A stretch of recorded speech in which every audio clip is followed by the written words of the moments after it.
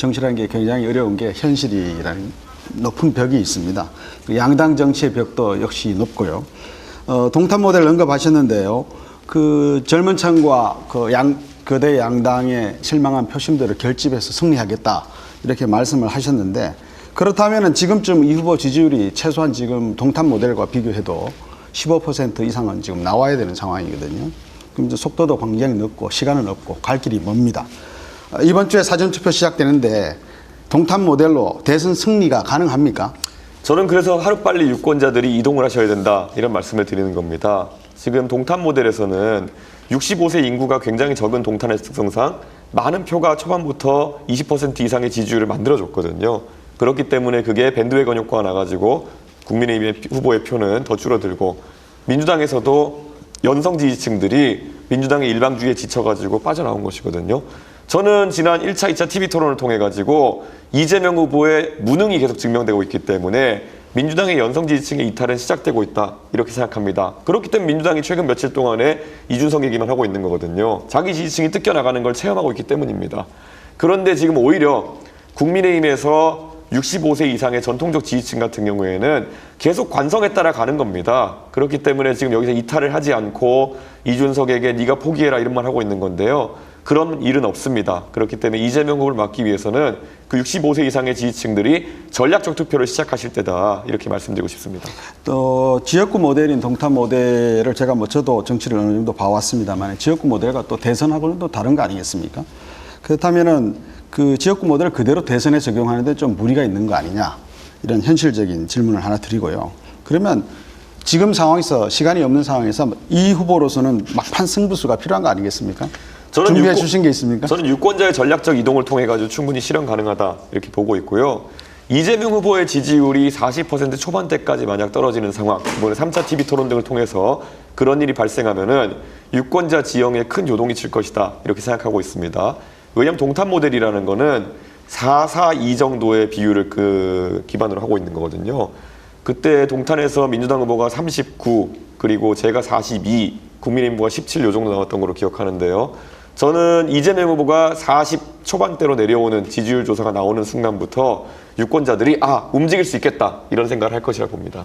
그 시점은 2차 마지막 TV 토론 이후라는 말씀인가요? 이미 움직임이 감지되고 있다 저는 이렇게 생각하고요. 제가 동탄에서 마지막 여론조사에서 아마 31%인가 받고 실제 투표에서 42% 받았을 겁니다. 그건 전국 단위 선거는 아무래도 미디어가 집중되고 이러다 보니까 그런 이동이 조금 더 가속화돼서 일어날 수 있다 이렇게 보고 있습니다. 기존에 보였던 그런 리더십을 계속 유지하겠다 이렇게 이해가 됩니다.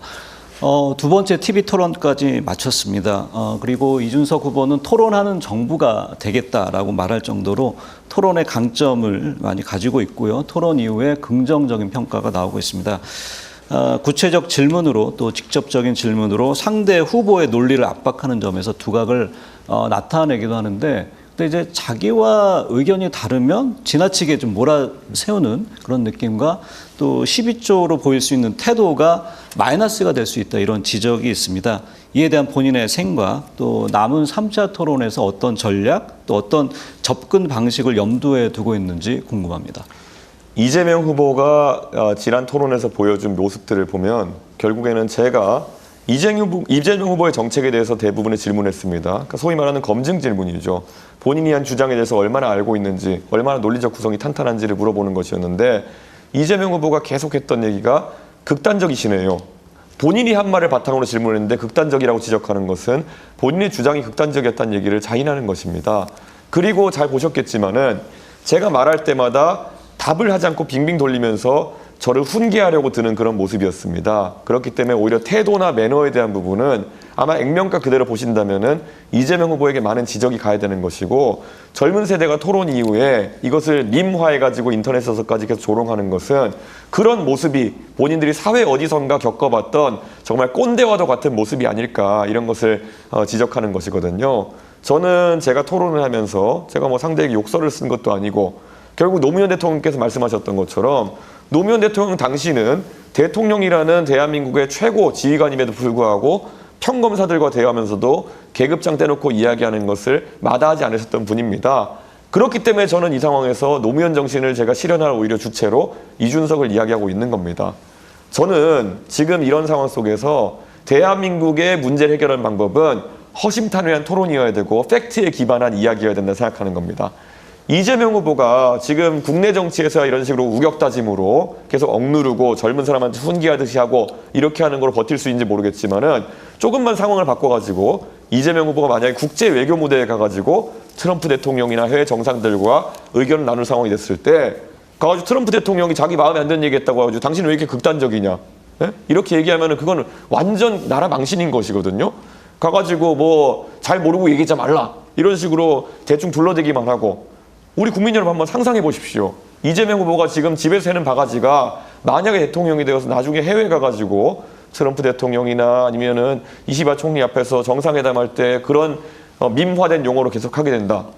그렇게 되면은 정말 국격이 떨어지는 겁니다. 지금 한국에서 하는 것처럼 자신의 지지층이 그런 어떤 뭐 트럼프 대통령한테 문자폭탄 보내길 기대하고 이런 식으로 외교를 풀어나갈 수는 없는 거 아니겠습니까? 오로지 대한민국 위해 필요한 것은 실력이고 논리다 이렇게 말씀드리겠습니다.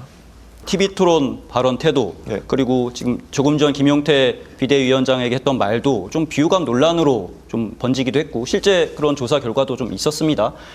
왜 그런지 이유를 어떻게 생각하고 계신지 그리고 좀 이를 타개할 대책이 있으신지 좀 궁금합니다. 거대 양당 사이에 낀 정치인들은 비슷한 과정을 많이 겪어왔습니다. 예를 들어 지난 2022년 대선을 앞두고 똑같은 조사 기관이죠. 갤럽에서 비호감도 조사를 하게 되면은 안철수 의원님이 항상 비호감도 1위를 하셨던 적이 있습니다. 근데 실제로 안철수 의원은 어떤 행동 때문에 그렇다기보다는 양당에서 봤을 때 안철수 의원님이 눈에 가시처럼 보였기 때문에 우선 비호감 답변을 찍고 시작하게 돼 있는 것이거든요. 저는 이번 대선 과정에서도 보면은 저와 안철수 의원의 패턴이 거의 비슷하게 나타나는 것으로 보입니다. 결국 토론 과정을 통해 가지고 그랬을 때 또 합리적인 이야기를 한다라는 인식 때문에 그런 조사들이 또 수치가 개선되는 것으로 보이고요. 저는 이거는 아까 제3당 정치하는 사람들의 약간 숙명과도 같은 지점인데요. 이거는 패턴화되어 있는 것이기 때문에 물론 제 개인이 발언하는 패턴이나 이런 것에 대해 가지고 불편하신 부분이 있다 그러면 제가 바꾸고 고쳐야 되고 더 노력해야 되는 부분도 있겠지만은 구조적인 부분에 대해 가지고는 어느 정도 유권자분들도 이해하실 것이다 이런 생각합니다. 네.